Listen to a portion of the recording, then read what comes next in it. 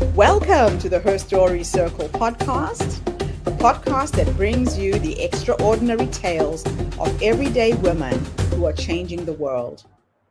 I'm your host, Gertrude Mache, and I'd like to acknowledge traditional custodians of the land on which we meet today. I also like to pay my respects to elders, past, present, and emerging.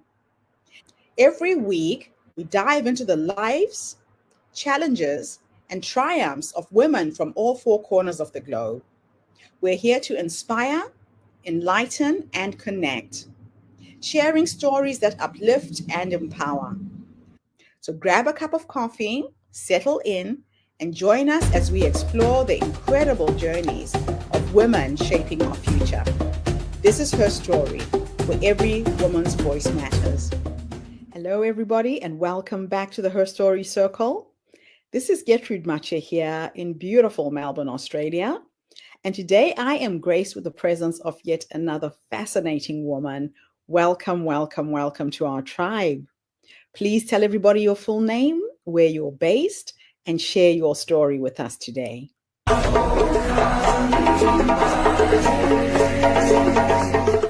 Hi, Gertrude. Thank you so much for the invite. I'm so pleased to be here with all of you. So my name is Farnia Fresnel. That's Farnia as in California with an A. I'm based on the eastern coast of the United States in Philadelphia, Pennsylvania. And I, again, am really excited to tell my story today with through the Her Story podcast. And, just for context, many, many years ago, when I was growing up, I had a lisp, and my lisp actually obstructed my ability to communicate with large audiences, or really communicate at all as a child in public settings. And as time went on, what I noticed was I had this burning need to talk, but I didn't want to because of public perception about what I would sound like. And it was compounded by the fact that I'm first gen in the United States. My family emigrated here from Haiti, the first Black republic in the Eastern Hemisphere. Um, what I learned from my parents and watching them was they had this immense sense of pride. And I wanted to carry that, and I wasn't really able to because I felt this gross sense of insecurity.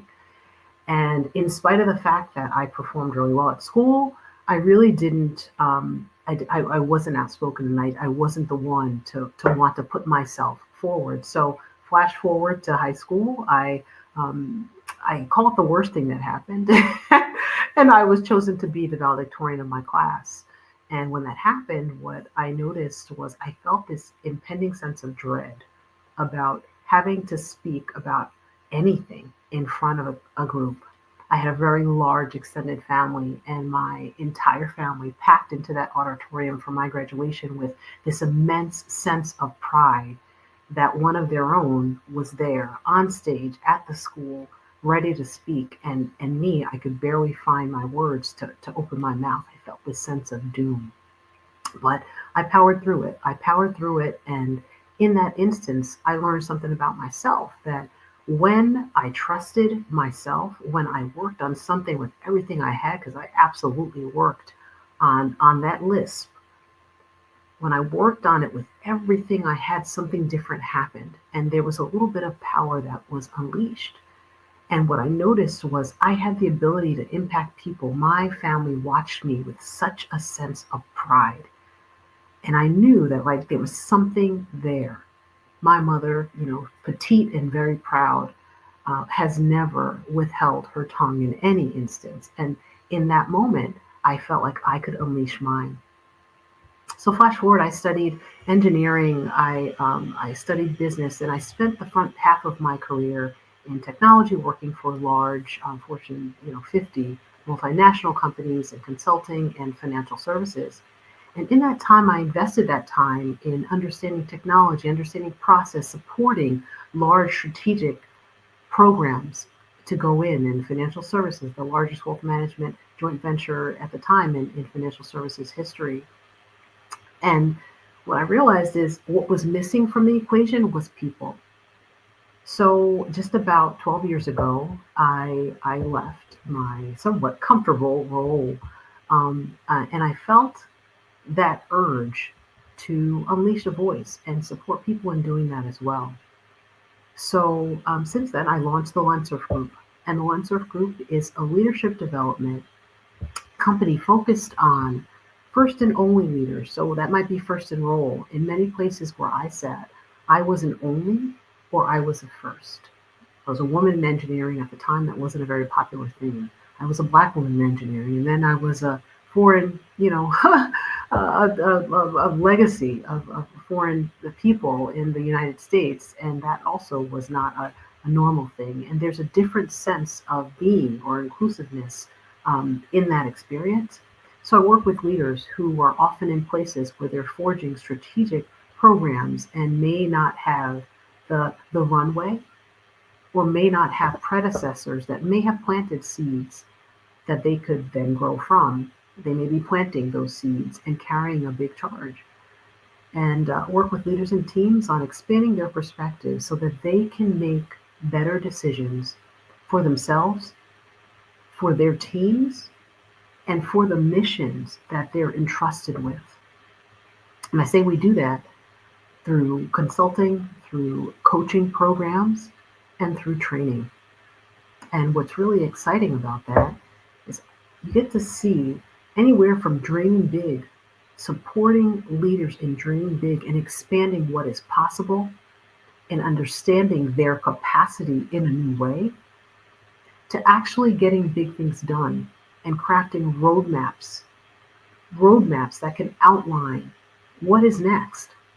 So many times, what I see in my line of work is that leaders may have vision, but may not necessarily understand how to get to implementation, or may feel limited by that vision and not the lack of understanding of implementation, or maybe the inverse, or have all the know-how on how to get it done, but not necessarily that of the influence to leverage resources in the ecosystem to get big things done. So I'm excited about the work that I've had the privilege of doing for the past 12 years.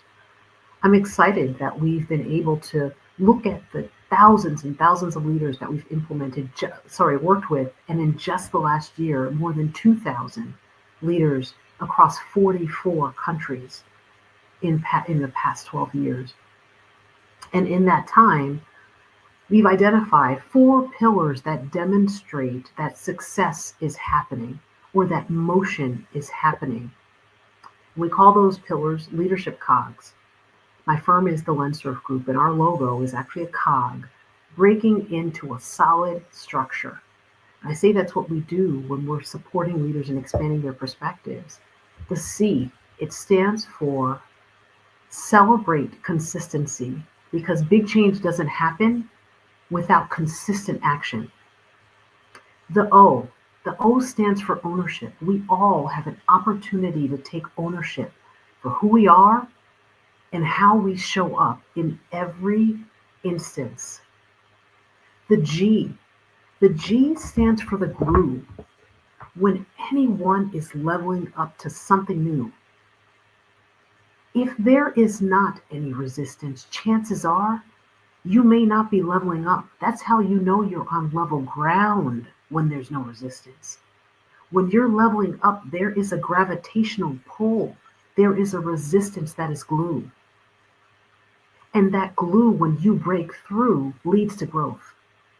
So we have the privilege of seeing many leaders get to their growth. And the S stands for the stretch. The stretch for what's next, because when you've leveled up, there are others behind you when you're a leader, and you may need to stretch to pull them up.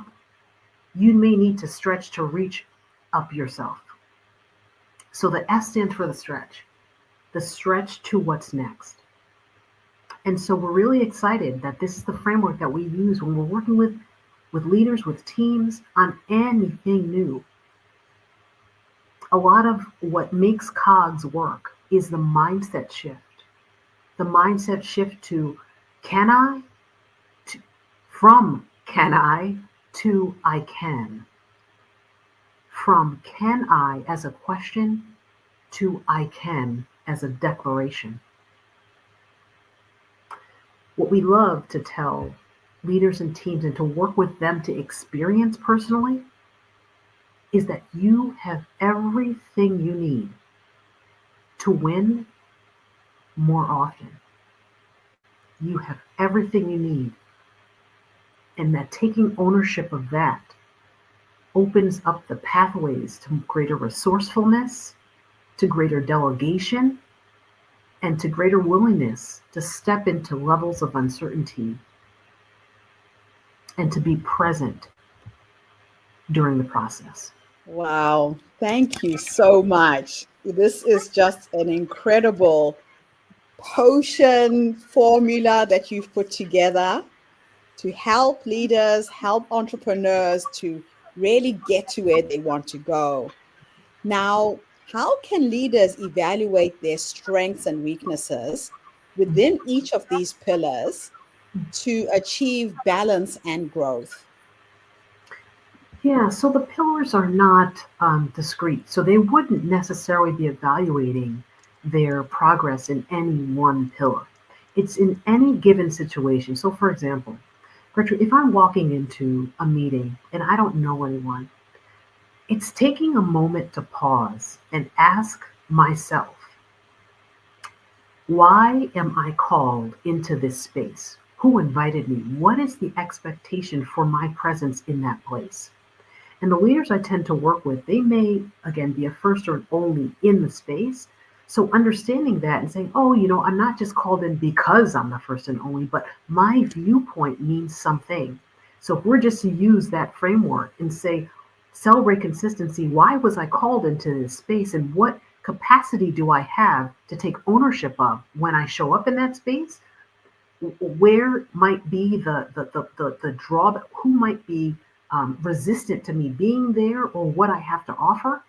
And what is the stretch? What am I charged with influencing this audience to do, believe, or know that might be different? So just using that framework in any instance, this could be going into a meeting. This could be taking on a new responsibility. This could be, working with your children, right?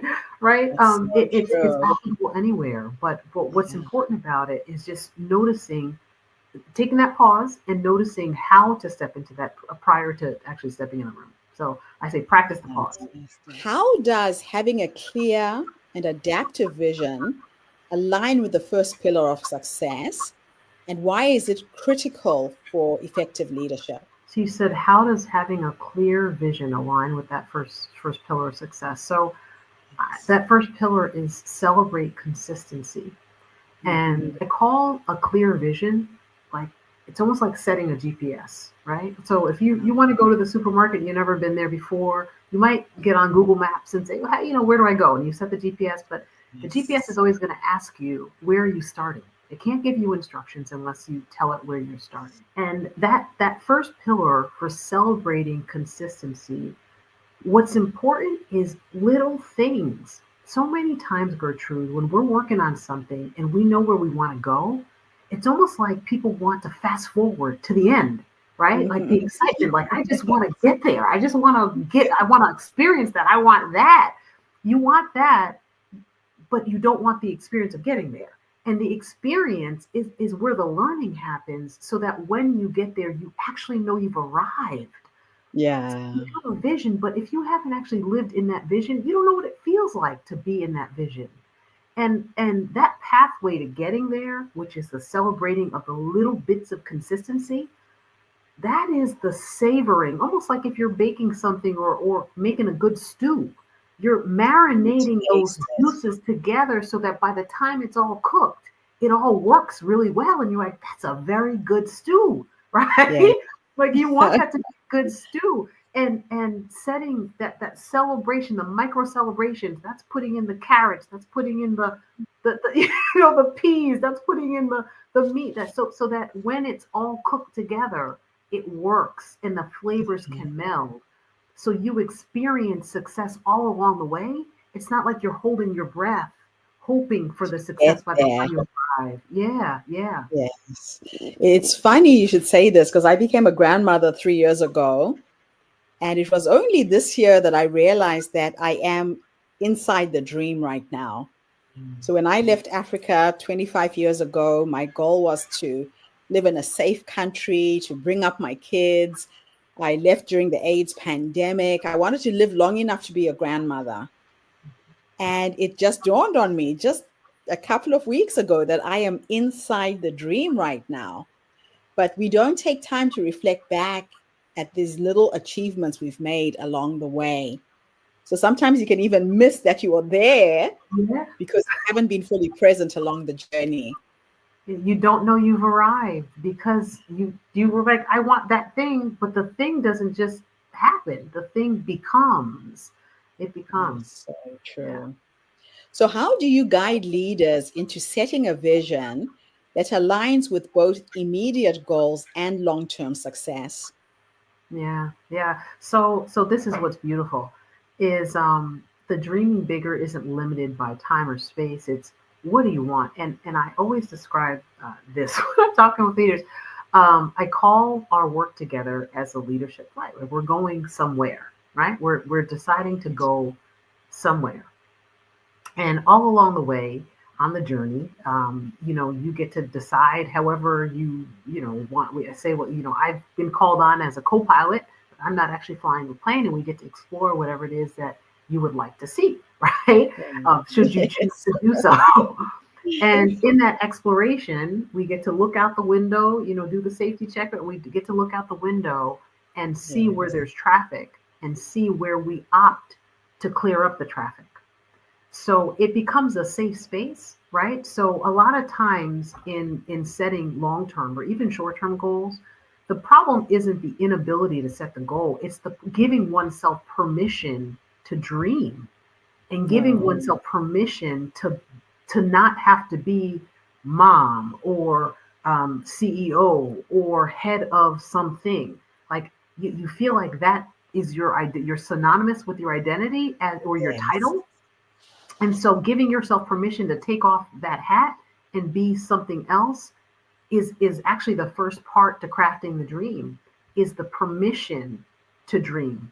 Like you are allowed to feel these things even if you Yes. don't know what it's going to end up. Because by freeing those ideas, they get to exist. They don't Yeah. get to be suppressed. They don't have to be suppressed. And oftentimes by doing that, just allowing the space for it, something completely different pops up. Something probably bigger that might feel Then you scarier. thought. Yeah, they might feel scary because like, whoa, like this is this isn't what I was banking on. However, when it is exposed, something else can happen, right? Like a new small step, a new Yeah. celebration has So, arrived. what strategies do you recommend for translating a leader's vision into actionable and measurable outcomes? So, well, the first is as large as you want to just go ahead and do it. Yes. And the next is who's with you making that decision. Who is with you and who's without? Like who's not Right. in this dream? Because another thing that I see with a lot of leaders, particularly if they're forging a path or if they have big missions that they are monitoring and driving and advocating for, is the inability to delegate properly, Oh, right? So when yes. you're doing anything big and anything worth doing, chances are you're not only impacting yourself, there is someone or something in your ecosystem that is affected by the work that you do. Hmm. And as a result of that, decide right there in the dream who will be with you and who will not be with you. Meaning, what baggage might you have to cut out of this dream in order for this dream to take flight? And then when you decide who's with you, how are they with you? Is it a support capacity? What resources, financial, human, other resources might you need in order for this thing to be a reality for you?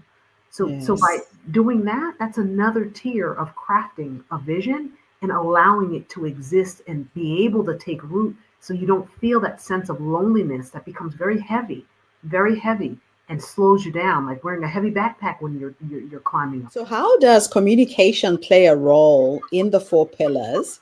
Mm. And what advice would you give to leaders struggling with team alignment? You're talking about who's with you.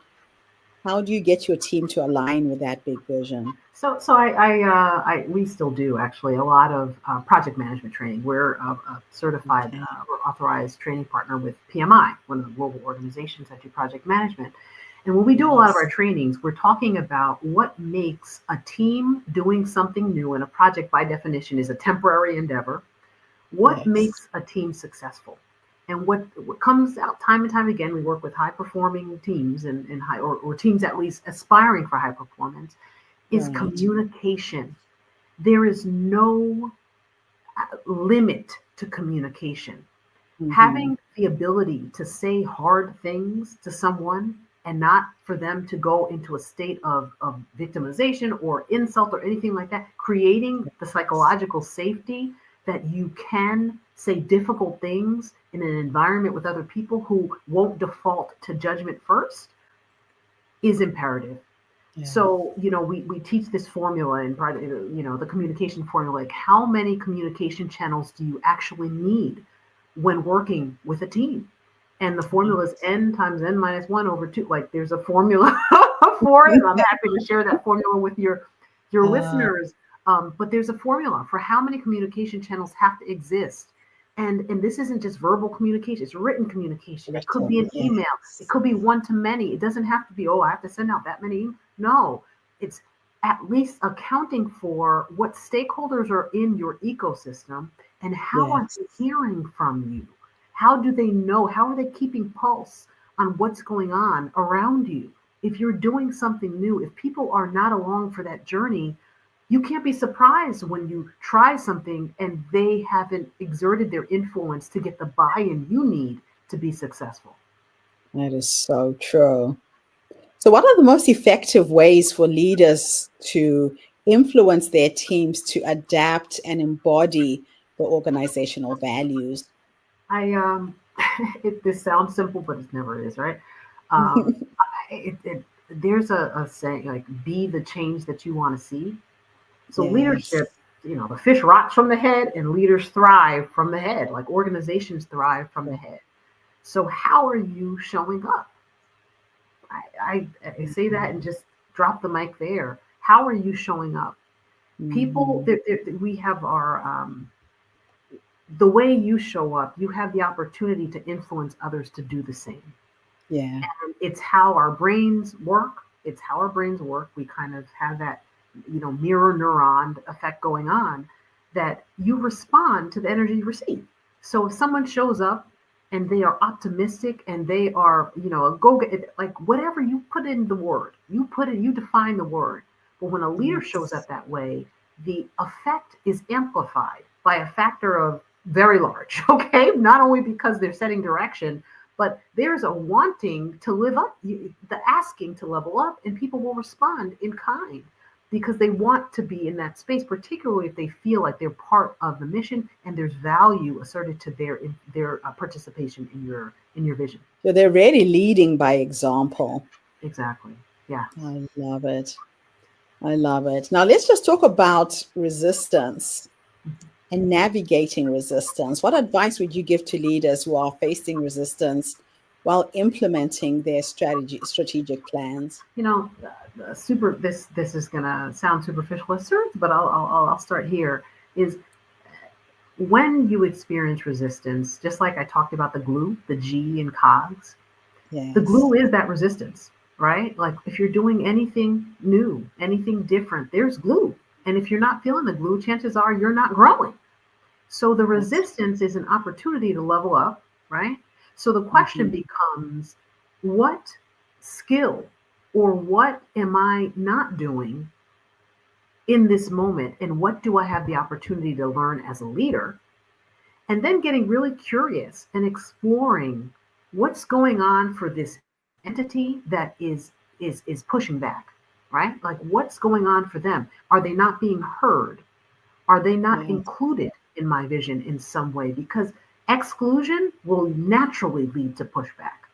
that's Or are true. they being pushed by what I am now doing? Are they feeling what is the experience that they're having with whatever this is that's going on?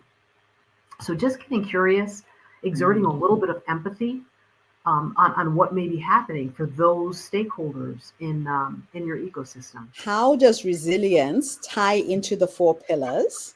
Yeah. And why is it critical for leaders to embrace change and growth? So resilience is that, I come back to that C a lot. The C and the G in those four pillars, that is resilience.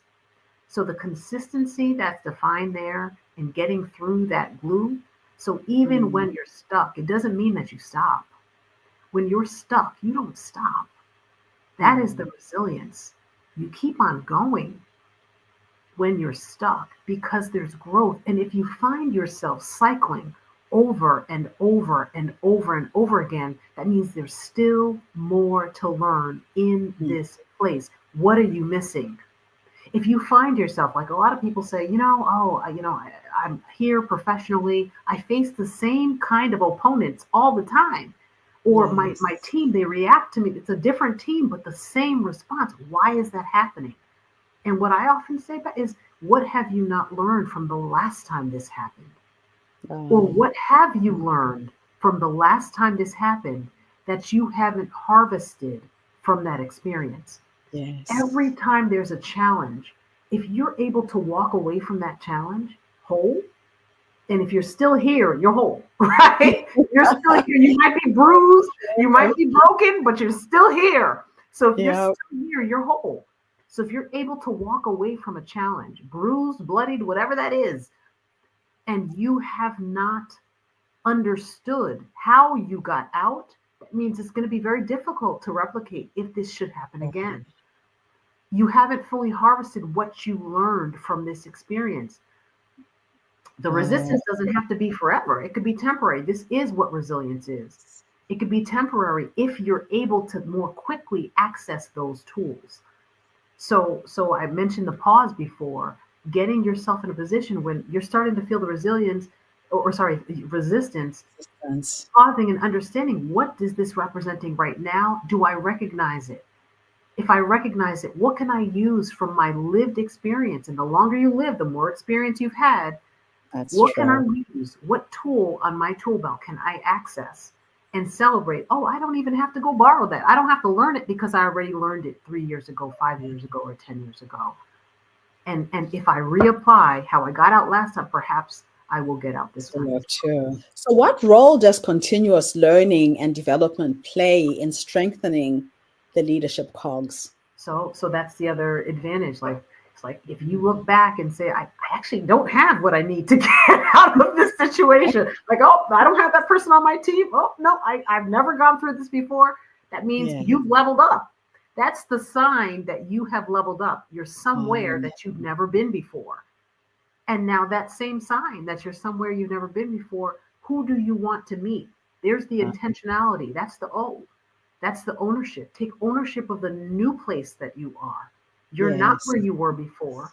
Take the ownership. Now you need to wear the new clothing of the new place where you have the privilege of sitting.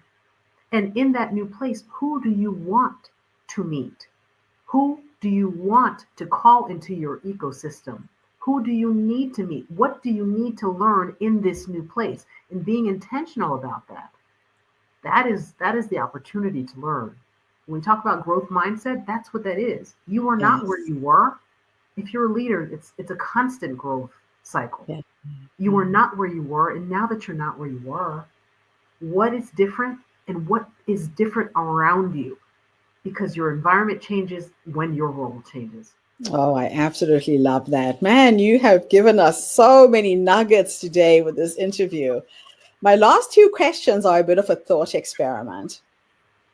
In the first one, I'm going to teleport you back into the past. And we are going to go and have a conversation with the younger you, that young woman who went into the world of business, decided to empower entrepreneurs in this way. If you could go back and give her three nuggets of wisdom based on what life has taught you up until this point, what would those three nuggets of wisdom be? One nugget would be to speak, to use your power. Everybody has power. And the sooner you get to realize what yours is, the more quickly you can activate, influence, and really step into who or what you're supposed to be. So that's one. Two is understand why you are here right now. So that sounds like anywhere that you are, there's a here. Where are you and why are you here? So, what is meant to happen right now, and what can uniquely happen because you are part of what is here right now? And the third is value your ecosystem. It doesn't matter if you are in a fancy environment or a not so fancy environment. I think about where I came from and my younger me and the influences at that time. Again, I'm first gen from Haiti, and it was very different. But I was never unhappy in my circumstances because I had a loving support system. So value who's around you and recognize how they exert support or how the cloud of support that might be around you at any given point in time. And if you don't have that cloud of support, look for it. Look for it so that you can go wherever you need to go. And when you have uncertainty, you have someone or something to rely on. So that would be the third piece of advice that I would offer a younger me. Fantastic. And now I'm going to teleport you into the future. And we are going to go and sit with the 90-year-old you. Mm. She's sitting in her rocking chair, surrounded by her family, her children, her grandchildren, dogs, cats, whoever's with you at the end. If I could teleport you into the future to go and meet this wise woman who has led you up until this point, what will you say to her when you finally meet her? When I meet her, I would say thank you for allowing me to laugh hard. I like right now, I'm practicing, and I know when I meet her, then I'll be able to say that I've practiced my REMs. So my REMs are the relax every day. I want to be able to say that I've relaxed and I've let go of whatever stresses have come my way. Every day, I want to be able to say that I've exercised and used my body because I'm able, and I saw that as a gift. Every day, I want to say that I was able to to meditate and to clear whatever obstructions might have just come my way. And then every day, I want to be able to say that I was in touch with my spiritual side and that I was aware of what was happening spiritually through my work and my presence and my being. So I want to talk to my future self and thank her for giving me the consistency to do those things. Absolutely amazing. I love to ask that last question because a lot of women don't realize that the wise woman is already in them, Mm. that she is that quiet voice that says, go left, go right, say yes, say no. We sometimes look outside of ourselves for solutions, yet the solutions are within us. I believe we're born with everything we need to manifest every dream that's in our heads. And so I have a game that I play. I tune into the essence of who I am becoming. And I go into my meditation, my prayers at night. And sometimes I sleep with a question, what is the next step? Mhm. And then I get those light bulb moments when I'm in the shower and I know exactly what the next step should be and how to execute. So thank you for listening to your promptings, for tuning to that essence of who you are that has made you such an amazing leader. And now you're helping lead others to do the same. Thank you for the interview. Well, thank you so much, Gertrude, for creating this space and for allowing me the time with your guests. It's been an absolute pleasure. And thank you to everybody who tuned in today. The Her Story Circle is not just a podcast. We are a social impact movement that brings you the stories and voices of women from all over the world. We share our stories to uplift you, to inspire you, to energize you, to empower you with knowledge. Today, you've heard about the 4 COGS. Go onto this amazing website, learn from those who have gone before you.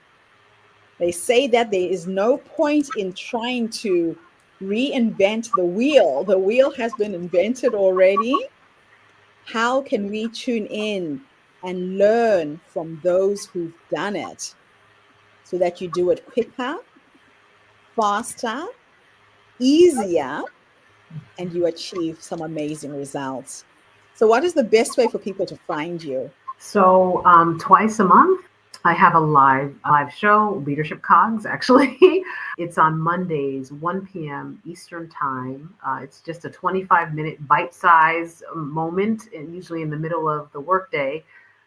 For those of in our hemisphere, so they Okay. can join. They can find me on the Better Spaces, lensurfgroup.com. Our calendar is current, and you have access to that, or you can just book some time. And I'd love to hear from folks if they need support in getting their cogs moving. That our Calendly is calendly.com/lensurf group, LENSERF group. Fantastic. I've also shared at the bottom of the screen your personal website if anybody wants to find out more about you. And again, to learn, to be inspired from those who have gone before us. Do not reinvent the wheel. I'll be back again tomorrow, everybody, with yet another amazing guest. In the meantime, have a fantastic day, morning, or evening, wherever you are in the world, and bye for now. Thanks again for the interview. Thank you. Thank you for tuning into the Her Story Circle podcast. I hope today's story has inspired you to believe in the power of our stories and the difference you can make in the world when you use your voice. I'm Gertrude Mache, and it's been an honor to share this space with you, where voices from all walks of life come together to weave a rich tapestry of diverse perspectives. Don't forget to subscribe, rate, and review our podcast to help us share these stories with more listeners. Follow us on social media by looking for the Her Story Circle podcast for more updates. And join us tomorrow for another episode filled with courage, resilience, and empowerment. Remember, your story matters, and together we're building a stronger, more inclusive world. Until next time, keep making her story.